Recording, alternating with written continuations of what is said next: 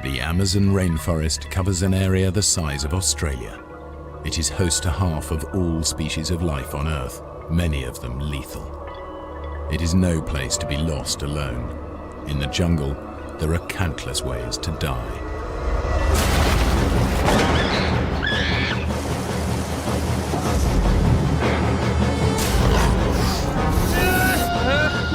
This is a true story of a fatal decision that betrayed a friendship and turned the adventure of a lifetime into a deadly struggle for survival.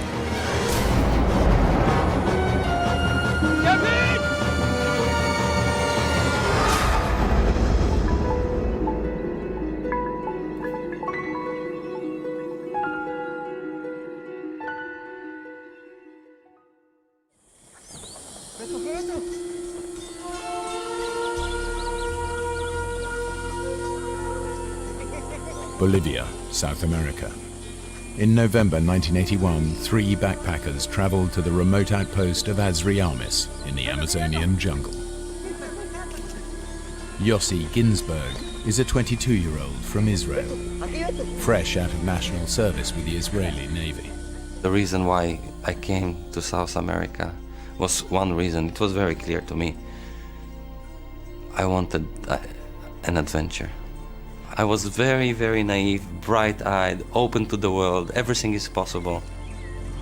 With Yossi is Kevin Gale, an experienced traveler. He's a 29-year-old photographer from Oregon. I was traveling, I had an agent in New York, and I was sending my shots to him. So I had motivation to try to have some shots published. And of course I was thinking maybe I'll publish some in National Geographic, but it was primarily for myself that I was doing this. With Kevin and Yossi is Markus Stamm, a 29-year-old school teacher from Switzerland. Marcos and I had been great friends. We'd been traveling off and on together for 8 months. He was going through a crisis. Our relationship had just broken up and he was falling apart. And he just wanted to escape. The 3 friends have spent months backpacking around South America. But now, a charismatic Austrian, Karl Ruprechter, has drawn them to Azriamis with the promise of a real adventure. He will take them into the uncharted rainforest to meet a lost tribe of Indians, never before seen by Western eyes.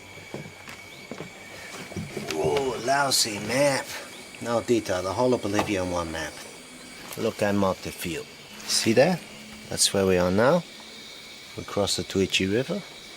We cut the trail for 4 days and we end up at the village. And then you see the real Indians. There was an X with a pen. Carl said, the Indians are there. We had no reason not to believe him. He told us that he was a geologist, that he had been in South America for 15 years, that he'd been in the jungle numerous times. He was an expert in the jungle. So I had no reason to doubt his word. Listen, it's gonna be tough, but we'll go in together and we'll come out together. Agreed? Yeah. Okay. Good. Let's do it.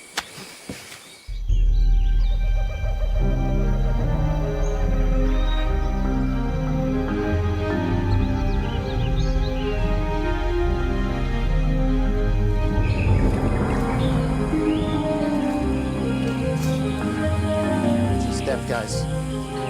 As we set off from Azriamis, we started seeing, like things were changing, and we weren't exactly the same people already.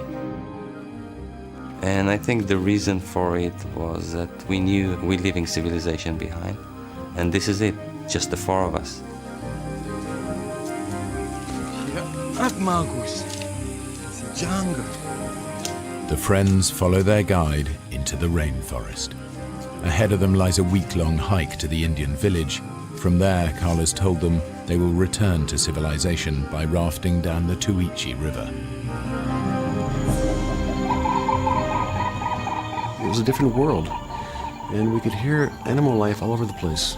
Monkeys were howling, screaming, and I could see birds, numerous varieties, all over the place.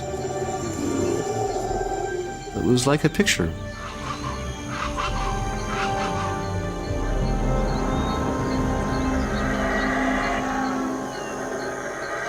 We don't have food because Carl sensibly is saying we wouldn't carry, like tins and stuff. There's lots of game, so we'll hunt. That's what you do in the jungle. All we have is rice, beans, and salt.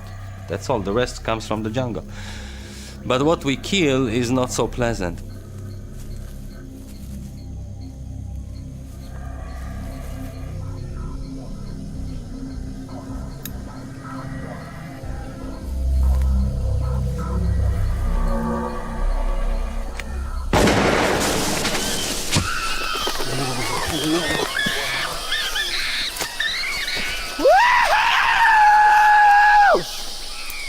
To the pot! To the pot! It's gruesome. And Carl waves it in the end and screaming, and you see the wilderness in his eyes. He's at his element. He loves it. You've killed it. You've murdered it. You can't do that. What? There's no law here. This is Bolivia. You take care of him. We're gonna eat well tonight, Kevin. Hey, Marcus, pick up my gun. Marcus wouldn't bring himself to eat. We killing to eat. Marcus thinks, can we save that monkey? It didn't make any sense, because we were in the jungle, we were in this environment, and those things happen. And he was just oversensitive about everything. You know, Carl is not so tough. What would you know about it, Yossi? You were never in nature like this before? Well, I was in the military. Yeah, that was the Navy. This is the jungle. Where's this damn village? Oh, this is bad, my friend. You gotta be careful with this. You see the saws? They will all open up together in the end, then you got no skin left. And your feet are kaput. Guys, I'm sorry. He said it's tremendous pain.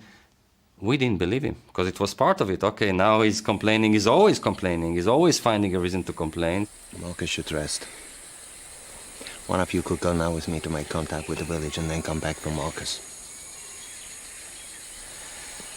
The village. You said 3 or 4 days max to get there. It's been more than a week now. Marcus could be here for days. Hey, you don't believe me? You think I don't know where it is, huh? Nobody's leaving anybody behind. So, what do we do, huh? It wasn't fair to Marcos to continue. I wanted to continue. If Marcos hadn't been there, I would have continued. There's no question about that. We should go back down to the river. We should build a raft now. Marcus can take it easy on the raft. What do you know about the river? I know the river is back that way. Screw it. It's your choice.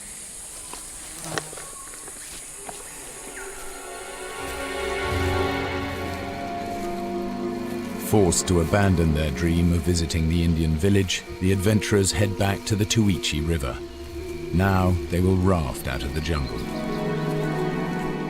My dream had been shattered, and I was very upset. And I knew I wouldn't have another chance. So I was in a pretty foul mood. I was very upset because my dream, to make contact with the Indians, that dream was gone. And, it was mainly because of Marcus. But ahead of them lies nearly 100 miles of river before the nearest settlement and the airstrip home. Immediately, we knew it's a mistake. Left! Left! Go left! What left? Easy, Carl. On. Good line. We're on the Carl line. We're right on course. Go deep! In the rainforest, Carl was the authority, and rightly so. But not anymore, because on the river, Kevin saw immediately that Carl is no authority. It was ridiculous, because Carl didn't know how to swim. It was very obvious to me that Carl didn't know what he was doing in the raft. And I let him know. I told him that he was doing everything backwards. Listen to me, we do okay. Carl, nobody's gonna drown. I think we are okay. Maybe it's my imagination. So now there was like fighting on the raft. They were fighting because Carl said, you know, we have to pull to the left. And Kevin said, nonsense, you have to go to the other side. Come on, pull you! Whoa. Carl would scream and curse. Don't listen to me. Look what happens, huh? What'd I tell you? Crazy on a river like that, you know, like no cooperation, no friendship. It was hell.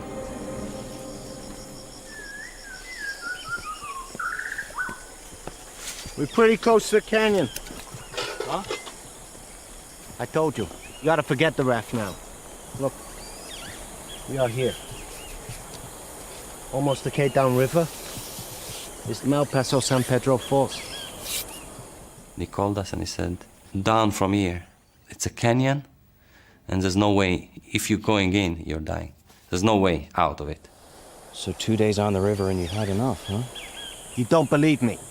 We gotta walk now. You understand me, Kevin? Look, we walk around the canyon. We stay close to the river. A few K further on, there's a small mining village, Curiplaya. Curiplaya is halfway to San Jose. We get to San Jose, you're as good as home. Carl said, if you want to live, let's walk. We wanted out. You know, this was a misadventure. It wasn't fun for me either. And Kevin was the only one that was not happy at all. I wanted to continue. You know, the worst comes to worst, we'll bounce off the rocks and continue. And we'll just continue with our plan. We'll stop before the San Pedro Falls, hike around the falls with our equipment, build a new raft, and then we continue. We can't let Carl take the river away from us, Yossi. I mean, think about it. Why did we come on this trip in the first place? Carl promised us an Indian village, which was supposed to be the highlight of the whole thing. We never saw it. Was it ever there? All we have left now is rafting on the river, and how long have we had on it? Less than 2 whole days. And no way is Marcus coming. He'll drag us down. We could do it. We could go it alone.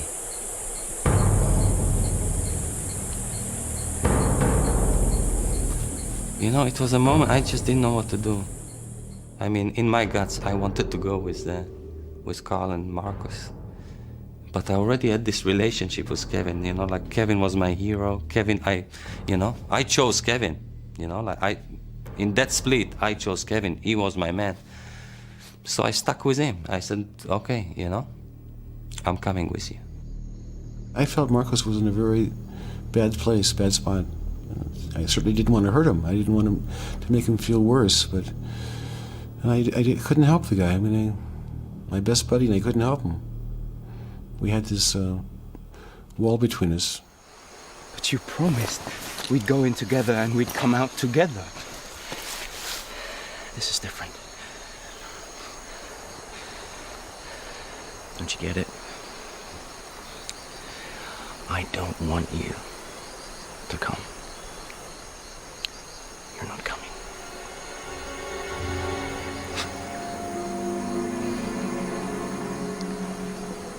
So this is it? Yeah, I guess it is.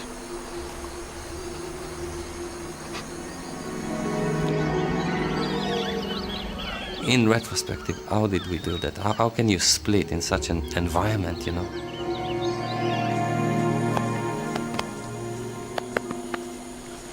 I know you'll be all right.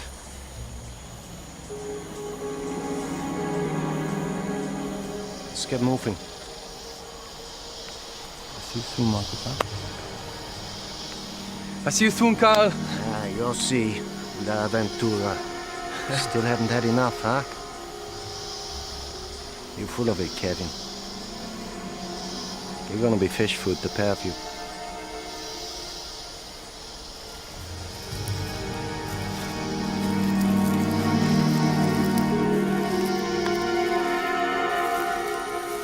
It was heart-wrenching. It was like a betrayal, and it was a terrible feeling. I really felt ashamed. It should take little more than a week for Carl and Marcus to hike out to the nearest village. But now Yossi and Kevin face the dangers of the river alone. Kevin and I went into full excitement into let's the adventure begin. A new chapter, no more 4 people. Kevin became the authority, and I accepted his authority. I guess part of it was an issue of age, but the other part was that I didn't know rivers. All right, get it dead straight. Go. Keep in time with my rhythm. Almost immediately, we entered a series of roller coaster waves. Hard your side. It was a different river. Paddle hard. It's becoming much more intense. You know, like the river is getting narrow, the water swifter. And certainly it was a bad decision to continue. That was a major mistake.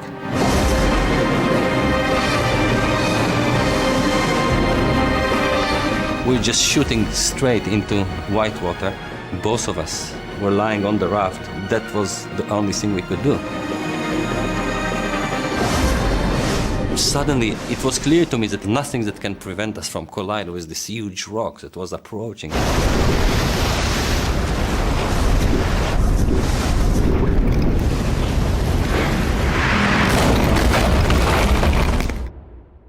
And that's what happened. We hit the rock.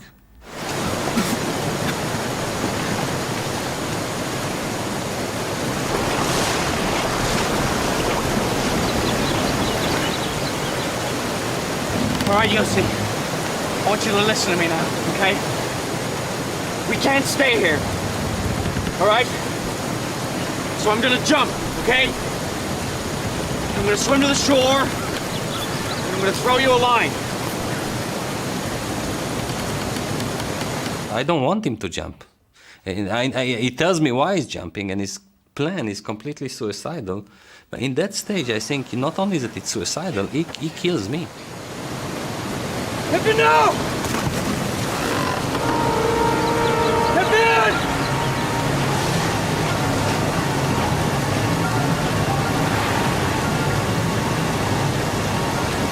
Kevin!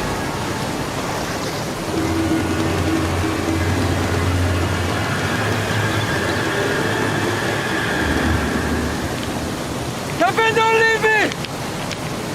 All right, Yossi, throw me the shoes and the machete. I saw the raft teetering back and forth on the rock.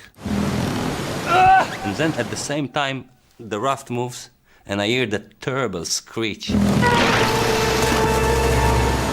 The mass of water just... Yossi!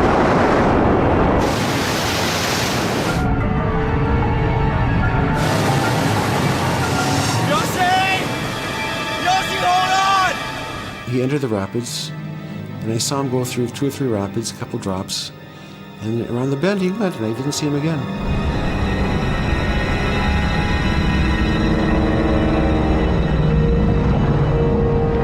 It's like huge pressure on my chest. And I can feel that, you know, like the power of the river. I'm shooting at such a high speed and deep under the waters. It's like the pressure surmounts. I cannot breathe. I feel this is it. I'm exploding. I'm dying. And I knew this is my end.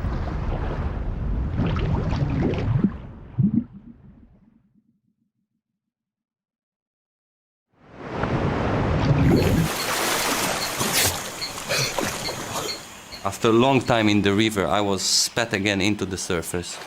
And that terrible canyons behind me. How did I pass it? I just don't know. I just have no understanding of it, but I was on the other side. By a miracle, Yossi has survived. But now, as night falls, he is separated from Kevin by more than 2 miles of river and impassable canyon.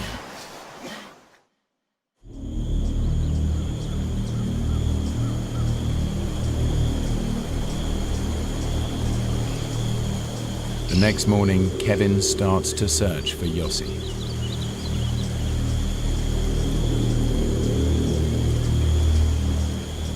I decided to go downriver and look for Yossi. Yossi! I was responsible for him being there, and I didn't know if he was alive, if he drowned, or if he was hurt. As Kevin works his way downriver, Yossi struggles back up the canyon towards him. Kevin, I'm walking up the right bank!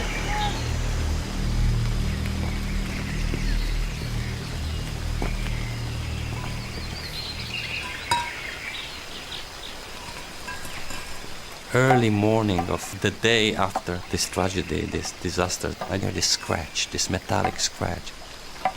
Behind the rock, there's a small pool. In the middle there, the backpack is waiting. Yes! When Kevin made this bag, he said, "Give me everything important to you, because this is the life bag." He tied 2 empty things to have it float. The life bag contains vital supplies: a flashlight, a waterproof poncho, a few ounces of rice, and, crucially, the map that promises Yossi's best chance of survival. I put the backpack on my back, and now with a new spirit, I climbed up thinking that it's gonna be easy now. Kevin and I get together, and it's gonna be over. We've got the equipment. It's gonna be a good story.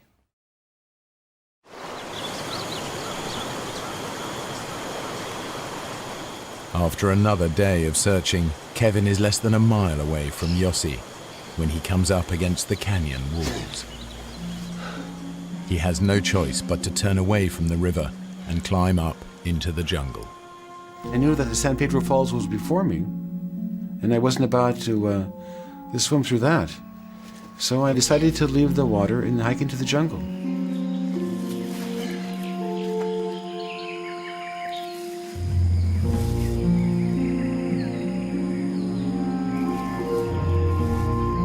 Now it's clear that when I was walking behind the ridge or the bluff in the jungle, Yossi was walking upriver, not very far away.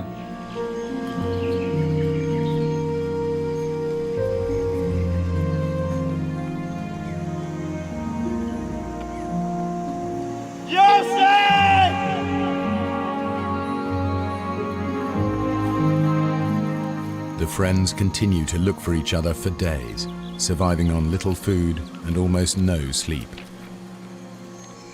They're unaware that every step is taking them further apart.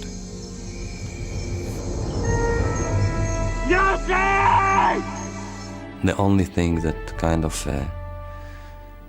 kept me going was the notion that Kevin is running after me and he will follow me and things will be fine when Kevin comes.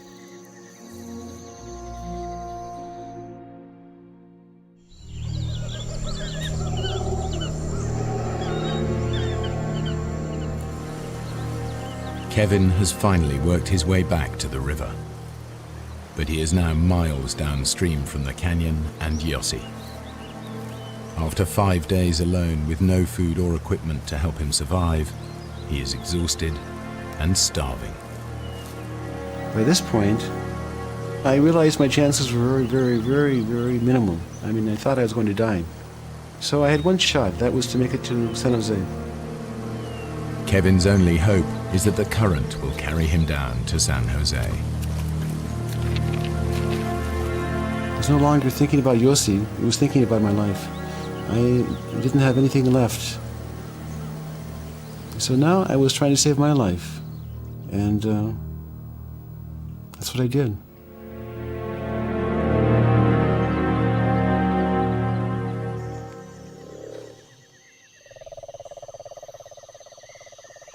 That night, the fear was so big that every minute, every little thing I'll hear, I'll just jump and I'll start looking around to make sure there's no animal coming.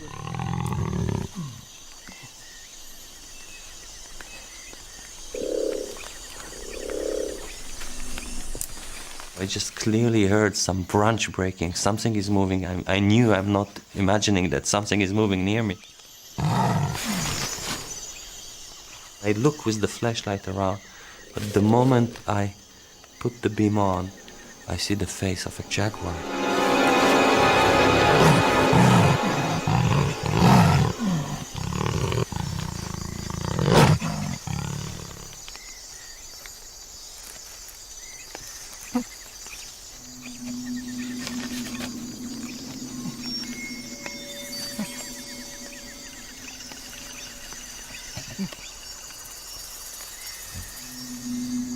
I had a cigarette lighter and I had a can of repellent.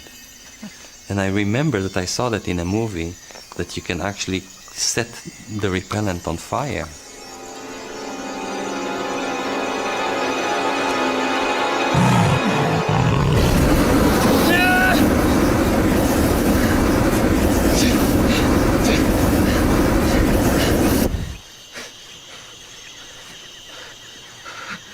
The flame died, and there was no jaguar. You know, like I managed to scare him.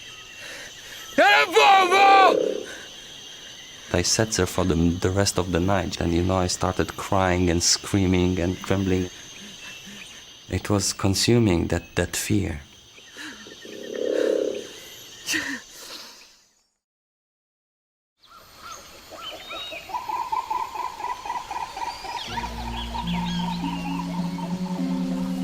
I just realized, I knew it, Kevin. Something happened to Kevin. Something happened to Kevin, and he probably died. I took the map out and I started studying it. Suddenly, I remember Carl told us about some camp, the gold mining camp, about 4 days away, upriver. Playa. So now I had like an idea. I have to walk, and looking at the map, it was very hard to work it out, but I thought within 2, 3, 4 days maximum I'm making it to the camp. And once I made it to the camp, I'll have a trail to follow, and I'll make it out.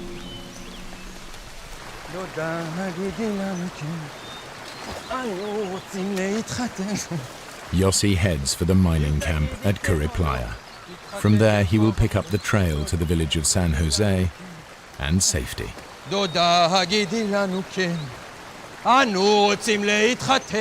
And here I am singing out loud, my chest open, enjoying the scenery and fully trusting I'm gonna make it. Then I suddenly discover a tree, and I saw clearly it was actually cut with a machete. Kevin? And then it all makes sense to me. Actually, Kevin was doing the same thing. That was, he knew I would be trying to go to Curry Playa. So I'm sure Kevin is there before me.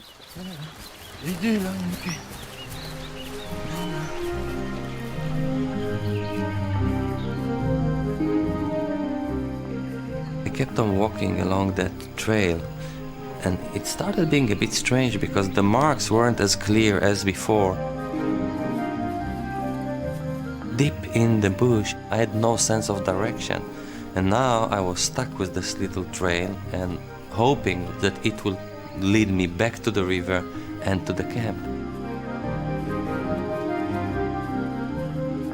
And then after hours where I'm already despaired because, you know, it took me away from the river, I see this footprint.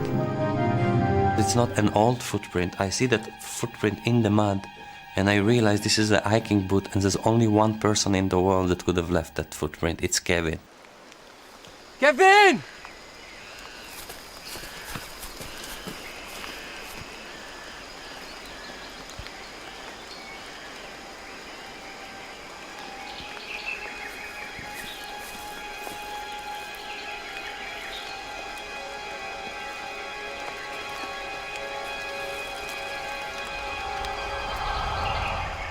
This footprints wasn't Kevin's, it was mine. You know, all these hours, half a day that I walked, I actually walked in a circle. This trail didn't lead me anywhere.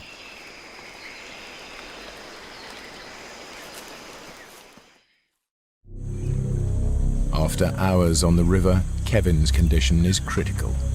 He's barely conscious and has no idea if he has passed San Jose or not.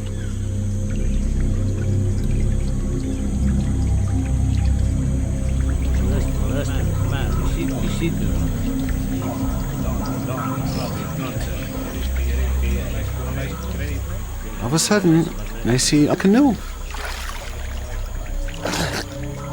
The current is swift, so it's taking me downriver quite a ways.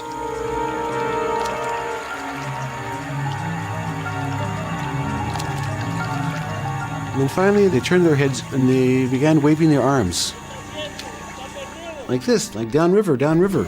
So I let go of the branch I'd been holding on to, and I began swimming towards the shore.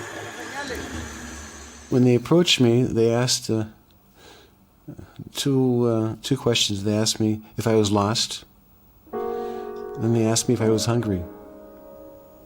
It was kind of funny. They told me that they went hunting in this area twice a year. I mean, it's literally 1 in a million. It was just pure luck. I had been saved, but I didn't know if Yossi was alive. But I just had this feeling that Yossi wouldn't give up.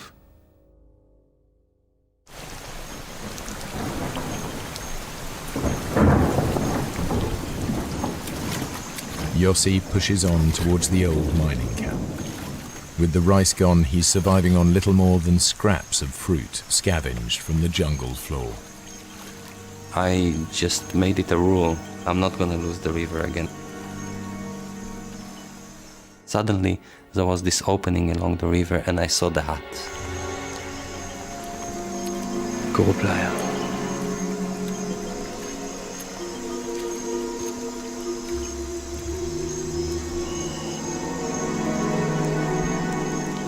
Kevin!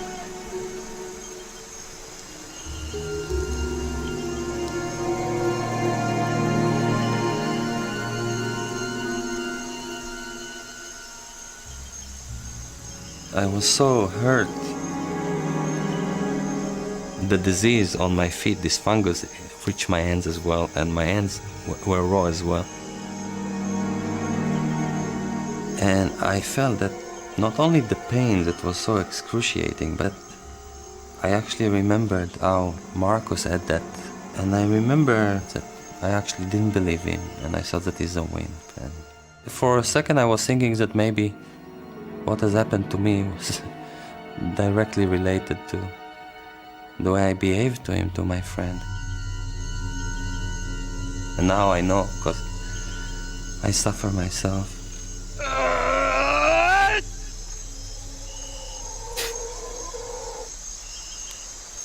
Yossi has no choice but to press on and hope he can make it to San Jose.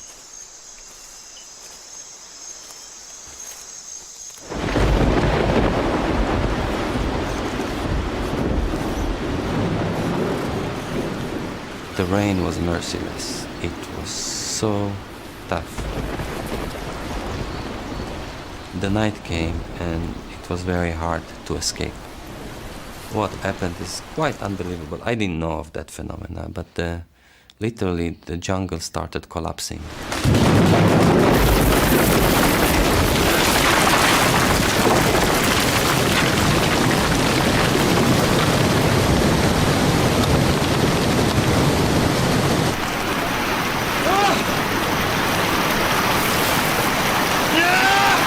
It took me seconds to understand, but by the time I understood, it was too late. It was a flood, and the river rose. No, no, no! No!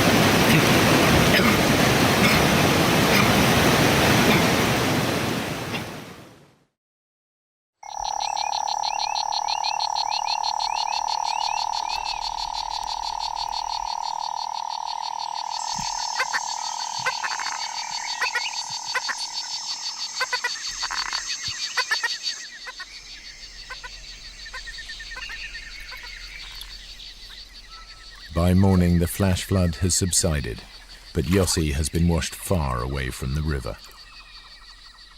By that time, I was really in bad situation. It was the 15th day of my solitude.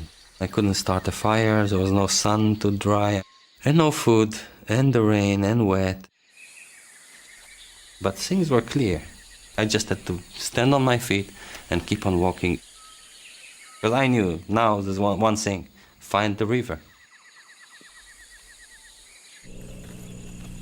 Just days after being rescued, Kevin has made his way to a Bolivian army airbase to try and convince them to mount a search. I went to the office of the commander and I spoke to him. And he said if a gringo, a traveler, was lost in the jungle, that he didn't have a chance. Si él fuera tu hijo, o tu hermano. ¿Por qué no te regresas a los Estados Unidos, donde tu familia? A pasar las fiestas navideñas. Pero hay una persona perdida en la selva.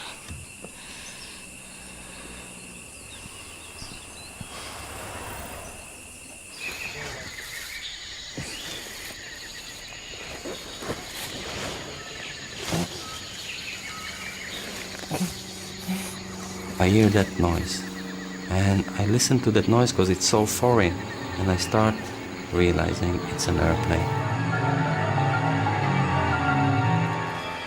I'm saved, and I know everything now. I know also that Kevin is in the plane. I know it's a plane after me. I know it's Kevin there, and I'm just jumping on my feet, and I'm running, and I'm screaming, Kevin! Kevin! Kevin! What do you say?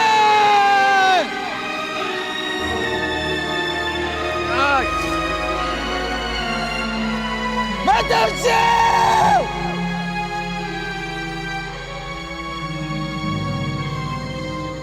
You know, as soon as I realized this airplane was just oblivious to me, I just collapsed. For the first time, I was defeated. You know, I felt defeated. I knew that so much hope, and they didn't see me, and there's no way they could see me. Flying just a few hundred feet above, in a Bolivian army spotter plane, Kevin shares Yossi's sense of defeat. I realized we couldn't see much. And I asked him to fly lower, and he wouldn't. He said it was too dangerous. And on top of that, we were flying in a straight line. He wasn't following the contour of the river. It didn't have a chance to find Yossi this way.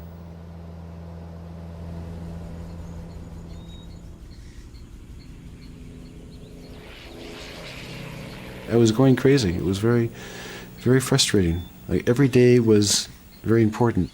Time was the key element. And every day that passed, I knew it was another day that Yossi's chances were diminished. They were getting smaller and smaller.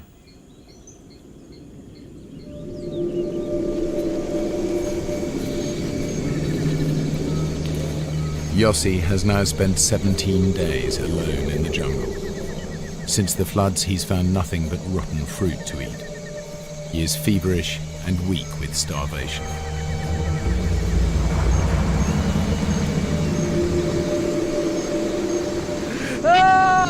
I was famined, I was diseased, I was injured and weak. I started realizing that I don't know what's going on anymore. Maybe I'm becoming insane.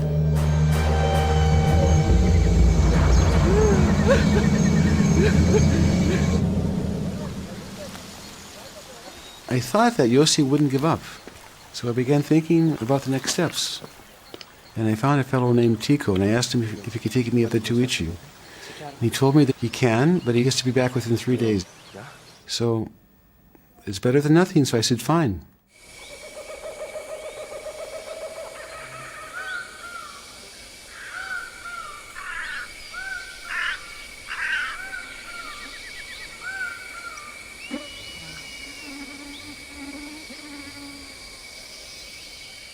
Something bit me. It was a strong bite, and I can feel it's like a termite, an ant, and then another bite, and then another bite, and then I attracted a nest of termites.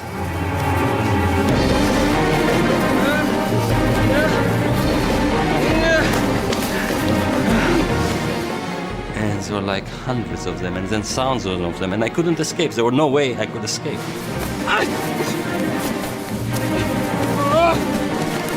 But the worst horror was the ray of light hitting a red carpet, you know, like everything around me. 5-6 meters around me, everywhere. It was all red and moving.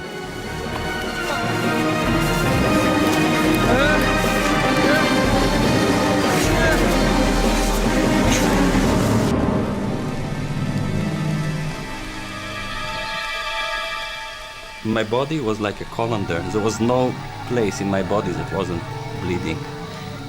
And I just had to escape now. And I stood on my feet and I kept on walking.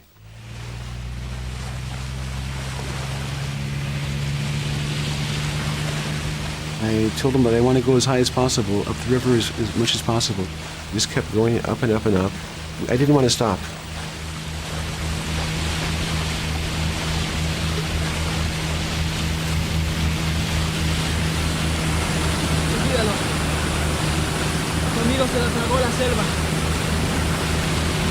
The jungle is just the jungle.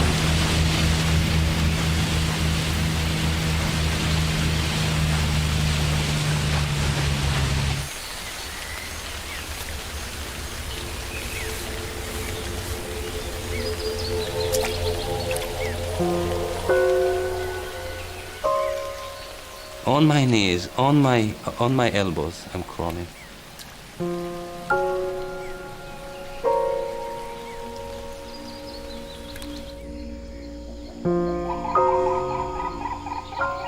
Suddenly I started seeing a few things that I recognized, and it was actually Kuriplaya. I went all the way back to that deserted mining camp, but the mining camp wasn't there anymore. The flood took everything.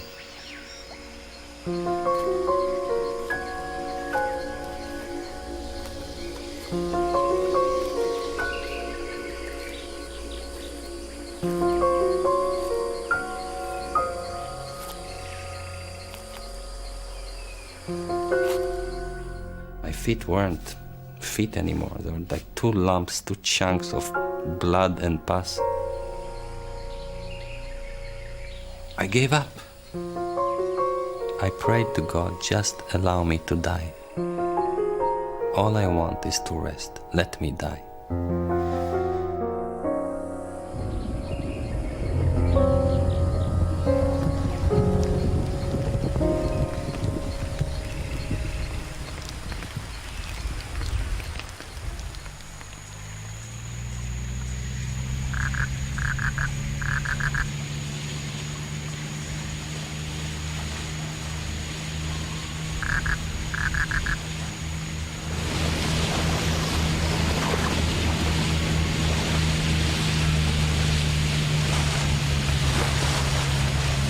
No podemos seguir.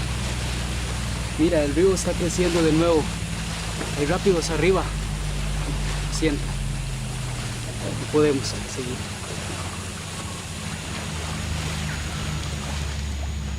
I knew that was it for Yossi. It would take weeks, if not a month, to get back to the jungle. And there's no way that he could survive another month in the jungle.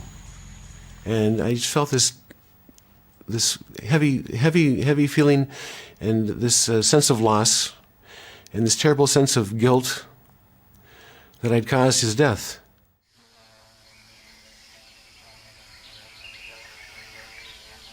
I clearly heard a buzz, like a bee or a wasp, and it's like coming closer, and I can start hearing it circulating my head. So, you know, I'm already in like the zone of like delirium. I'm just trying to get rid of that wasp, and it's so strong, that noise. In a certain point, I think maybe it's trapped inside the mosquito nets, and I raise my head and I just try to get rid of that wasp, and the buzz is in my ears. And as I raise my head, and I don't see the wasp, but when I turn my head right there on the beach, I see shades and people.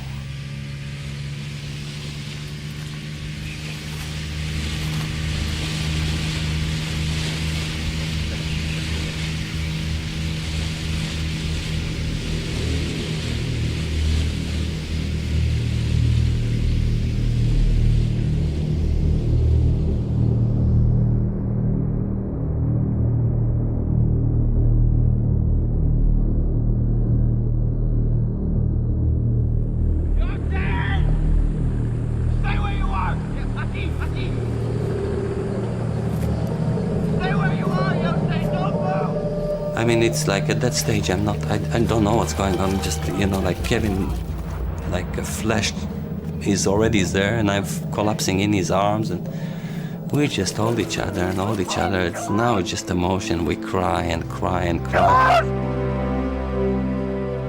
I couldn't believe it that we'd found him. If he would have been upstream, just 100 yards away, he wouldn't have heard us. We wouldn't have seen him. I mean, it's literally 1 in a million.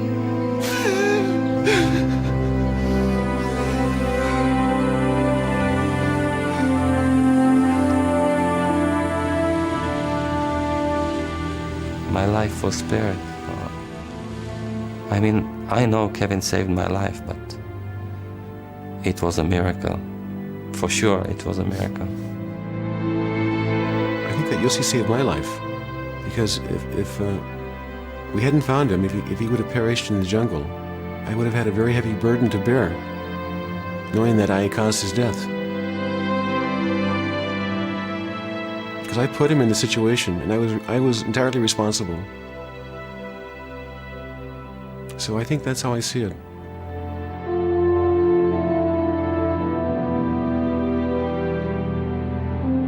Yossi and Kevin were safe, but they had yet to find out what had happened to Marcus and Carl, who they'd left to walk out of the jungle 20 days before.